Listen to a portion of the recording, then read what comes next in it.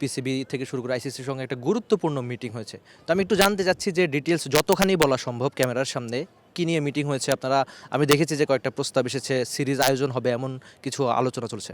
তো আমরা আইসিসির সাথে কথা বলেছি, আমরা পাকিস্তানের সাথে কথা বলেছি। এক পর্যায়ে সিচুয়েশনটা এমন কঠিন জায়গায় দাঁড়িয়েছিল যে পাকিস্তান বাংলাদেশের দিকে তাকিয়েছিল। আমাদের মনে হয়েছে যে আইসিসি খুব গুরুত্বপূর্ণ একটা অর্গানাইজেশন আমাদের সকলের জন্য।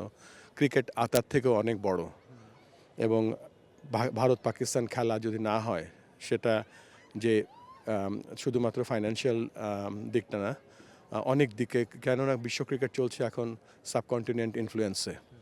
সো আমরা পাকিস্তানকে বোঝাতে সক্ষম হয়েছি যে আপনাদের খেলা উচিত এই জন্য ক্রিকেটের সাথে। এবং আইসিসি হয়তো কিছু সিদ্ধান্ত নিয়েছিল, আমাদের নেওয়ার কথা ভাবছিল, সেগুলো অত ভালো কিছু ছিল না, সেগুলো আমরা ম্যানেজ করেছি সো দ্যাট ভবিষ্যতে আমাদের যে ক্রিকেট জার্নিটা হবে আরও স্মুথ।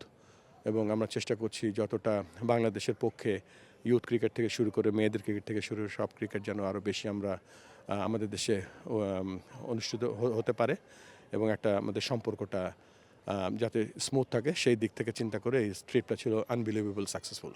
প্রেসিডেন্ট হিসাবে তাদের সঙ্গে কি আলোচনা হয়েছে, যে তারা কি আপনার থেকে কোনো ক্ষতিপূরণ চেয়েছে বা আপনি কি বলেছেন?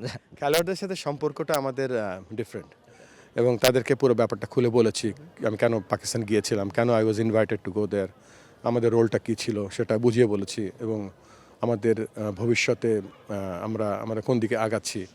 তো একটা কথা বলার চেষ্টা করেছি, আমরা এমনভাবে তৈরি হব এখন থেকে যেন আমরা টুর্নামেন্ট খেলতে যাব না, টুর্নামেন্ট জিততে যাব। সো এবং তাদের মনোবল, তাদের চোখে মুখে যে শক্তিটা দেখতে পেয়েছি, ইনশাআল্লাহ সেটা সম্ভব। থ্যাংক ইউ সো মাচ, অনেক বেশি শুভকামনা আপনার জন্য, দলের জন্য, বাংলাদেশ ক্রিকেটের জন্য। Thank you. বিসিবির প্রেসিডেন্ট জানিয়ে গেলেন বাংলাদেশ সামনে কেবলমাত্র টুর্নামেন্ট খেলতে যাবে না, জিততেই যাবে। দেখা যাক এই কথা আর কাজে কতটুকু মিলে। সঙ্গে আরেকটা ব্যাপার তিনি জানিয়ে গেলেন যে ক্রিকেটাররা তার থেকে ক্ষতিপূরণ চায়নি, তারা উচ্ছ্বাসিত ছিল।